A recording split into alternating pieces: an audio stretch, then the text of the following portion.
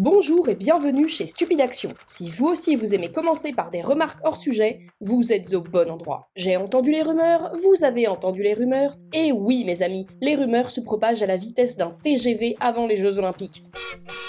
Le nouveau James Bond pourrait bien être Aaron Taylor Johnson. Ce monsieur. Bon, restons calmes, hein. Rien n'est encore sûr, de fausses infos circulent à chaque changement d'acteur, et à ce stade, la moitié de la planète a déjà été pressentie pour le rôle. Donc pas d'emballement avant confirmation de Sainte Brocoli, mais ça me fournit une parfaite accroche pour une petite critique de Bullet Train.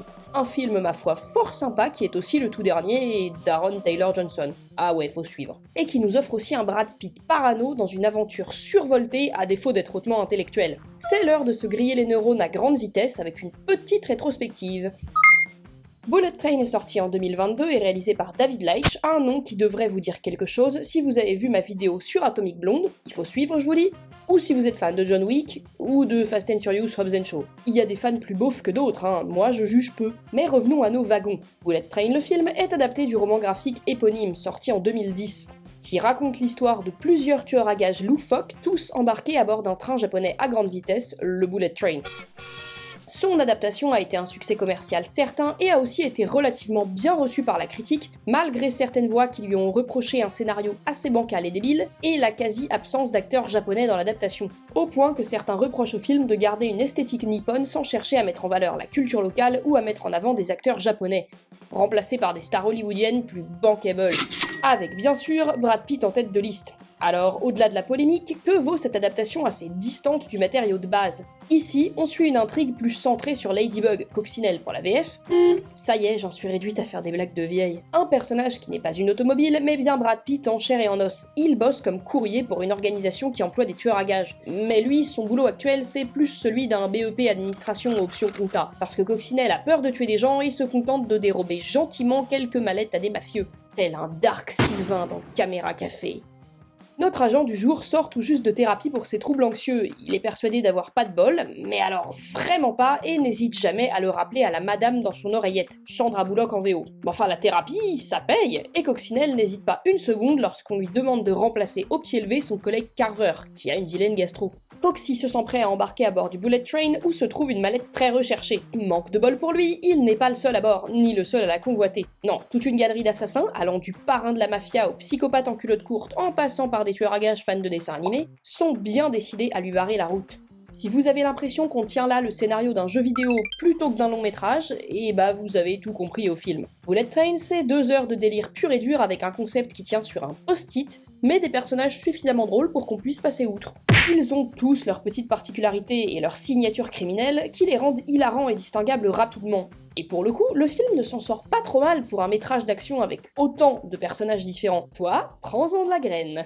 On suit donc Coccinelle, un rôle qui permet à Brad Pitt de s'éclater à l'écran, l'acteur s'est clairement amusé sur le tournage, et le moins qu'on puisse dire, c'est que son enthousiasme est contagieux. Vous le savez maintenant, j'ai un petit faible pour les personnages à la fois fragiles et compétents, et si Coccinelle a parfois besoin d'un peu d'aide de son psy New Age ou de sa boss qui le rassure par oreillette, il trouve la balance parfaite entre débilité et moments badass. Parano et anxieux, il a une passion pour le blabla psychologique et un sens de la répartie presque aussi impressionnant que sa capacité à distribuer des pains. Enfin, un protagoniste d'action qui n'est pas une coquille vide, mais dont la personnalité influence vraiment l'intrigue, et non le contraire. Suivre Coccinelle dans ses mésaventures est un vrai plaisir, et comme je vous l'ai déjà dit, il n'est pas seul à bord du train. Entre autres personnages de première classe, on a aussi Citron et Mandarine, qui à eux deux rassemblent 90% des mèmes et de la fanbase du film. Ce duo d'assassins survitaminés est incarné par Brian Tyree Henry et Aaron Taylor Johnson. Coucou toi, te revoilà. Les faux frères jumeaux travaillent ensemble depuis leur plus tendre enfance et ils donnent dans le business du... Quand ils ne s'occupent pas de libérer des sièges dans le train, Citron et Mandarine passent leur temps à s'envoyer des pics sur leurs blazes respectifs et à disserter sur l'importance de Thomas le Train. Les vrais sujets qui fâchent. Henry et Taylor Johnson crèvent l'écran ensemble et malgré tout l'amour que je porte à Coccinelle, on tient clairement là les meilleurs personnages du film. Leur relation fraternelle est un savant dosage d'affection et de rivalité, presque trop réaliste comparé au ton très léger du reste de Bullet Train. Quant au délire permanent à base de cartoons et de vannes, il vous surprendra toujours. Sans compter que quand il s'agit de castagner, les agrumes ne sont pas les derniers. Mention spéciale au duel Mandarine-Coccinelle, rien que le nom, ça promet, qui est particulièrement drôle. Bref, on s'amuse bien avec les frères vitaminés, au point que certains demandent un spin-off dont ils seraient les héros, et je vote pour. Sympa aussi Zazie Beetz alias Domino dans Deadpool 2, en forme et en costume, très littéralement alias le frelon. Une tueuse à gages très appliquée avec une passion pour les poisons aux effets tous plus dégueulasses les uns que les autres, un amour des costumes improbables mais toujours saillant, et un vocabulaire d'une vulgarité à rendre jaloux plus d'un rappeur FR. Mon costume d'Halloween 2024. Et ce n'est pas fini. Pendant qu'on parle de rappeur, on a aussi droit à un caméo du loup, y es-tu, aka Bad Bunny en cliché du gangster d'Amérique du Sud, qui nous offre une courte mais drôle histoire de vengeance bien pathos comme on les aime. Vous en voulez encore? Pas de problème. Voici le prince qui, comme son nom ne l'indique pas du tout, est cette charmante psychopathe toute de rose vêtue et campée par Joey King. Le fils du roi est en fait la fille d'un mafieux mystérieux et surpuissant, la mort blanche. C'est pas le nom du prochain virus, remballe ton tweet. Mais le prince, ça ne la dérangerait pas plus que ça, parce qu'elle a de très légers traits sociopathiques, et qu'elle entend bien prouver à son papa chéri, qui lui préfère son demeuré de frangin, qu'elle non plus n'a pas peur de tuer des gens. Ah, vous savez, la famille, les relations frères-sœurs, la mort, tout ça. Afin d'arriver à impressionner Papounet, le prince n'hésite pas à assassiner tous ceux qui se trouvent en travers de son chemin, et ne se prive pas non plus de manipuler le père. Encore un autre personnage, un mafieux japonais cette fois dont le jeune fils est entre la vie et la mort à l'hôpital. Et disons que le prince y est peut-être pour quelque chose. Vous savez, les bêtises d'ado, les assassinats, tout ça. Et attendez, des personnages, il y en a encore d'autres, c'est pas du tout fini. Comment ça, vous avez déjà perdu le fil? Conseil d'amis, ne prenez pas un shot à chaque caméo, car si le scénar ne brille pas par sa complexité, il est à peu près aussi direct que le train, ce sont les personnages qui permettent au film de tenir sur la longueur, surtout quand le concept perd un peu de vitesse lors de la deuxième moitié. Grâce à cette galerie improbable, on a le droit à des morts fun, dont même une assez marquante, et on se prend au jeu histoire de savoir qui va casser la gueule de qui ou se ramasser un marron, ou une orange. L'esthétique jeu vidéo est totalement assumée avec des match-ups qu'on a hâte de voir et qui nous tiennent en haleine. Au point que je me suis surprise pendant le premier visionnage à penser waouh, trop hâte que ces deux-là se pètent la gueule. Et ça, c'est le signe d'un bon film de baston. Tout ça tient en grande partie grâce à un casting vraiment sympa qui me fait dire que Brad Pitt n'était pas le seul à s'amuser sur le tournage.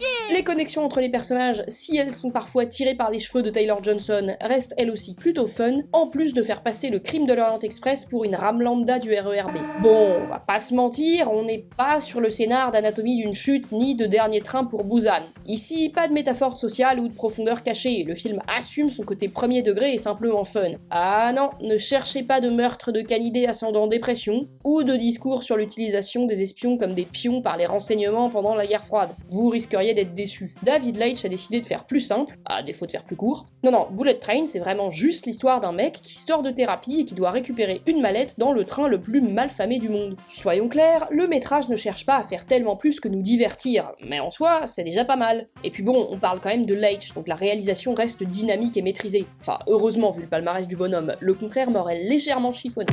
Et d'ailleurs, qui dit fun et David Leitch dit quand même univers unique. L'esthétique de Bullet Train emprunte évidemment beaucoup au manga d'origine et garde des codes assez over the top, qui lui donnent une patte presque cartoonesque. On est donc sur de bons rails, et entre deux jeux de néon et une reprise de Staying Alive en japonais, oui, elle déchire, le film a une dimension quasi sensorielle à base de bleu, de rose, de musique et de baston, tout le temps et partout sans interruption. On n'est pas loin d'un vrai voyage en train qui vous fait voir du pays.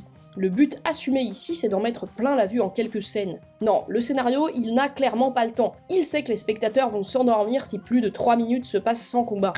Alors Leitch et ses équipes ont misé sur des visuels impactants et colorés pour être sûr que vous ne tourniez pas de l'œil devant. Instant anecdote technique. Apparemment, 98 murs de LED avaient été installés par l'équipe technique pour constamment illuminer l'intérieur du train. Parce que oui, de vrais wagons ont bien été utilisés pour des décors plus réalistes. Quant aux LED, elles permettaient aux équipes de bien s'amuser avec l'éclairage et la colorimétrie, mais aussi avec la VFX. Et ainsi, devant Bullet Train, vous profiterez d'effets spéciaux, beaucoup d'effets spéciaux, qui vont du franchement pas mal au assez moche mais marrant. Toujours marrant, hein, vous devriez commencer à voir apparaître le principal attrait du film, dont le climax est probablement le point le plus décevant, avec, spoiler alerte mais légère, un trop-plein de tout. Oui, parfois trop, c'est trop. Et on peut faire une overdose d'effets spéciaux, de nions, de ralentis dégueux, et même, oui, même de katana. Je sais. Pour la fin, on a le droit à un train qui déraille de façon un poil trop prévisible et sans égard pour vos mirettes. Là, on est clairement sur de l'abus de VFX. Rassurez-vous, même dans ces dernières séquences, le film se rattrape comme d'habitude avec quelques effets de manche humoristiques. Certains trouveront que ça l'empêche d'avoir des enjeux crédibles. Dans le métier, on appelle ça faire une Thor 4.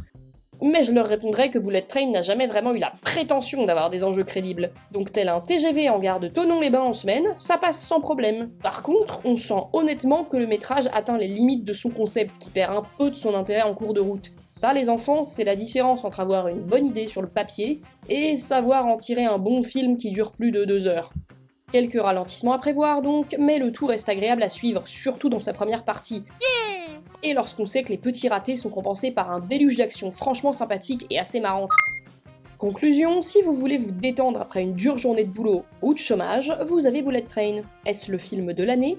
Non. D'abord car il est sorti en 2022, et aussi parce qu'il n'en a honnêtement pas la profondeur ni l'ambition. Mais il reste vraiment distrayant et parfait si vous voulez vous griller les neurones dans une atmosphère colorée. La performance de Brad Pitt est particulièrement hilarante, mais l'ensemble des acteurs sont bons, et ils tiennent le film qui vaut le coup rien que pour eux. Rajouter des scènes d'action franchement fun et souvent bien pensées, et après tout, que demander de plus?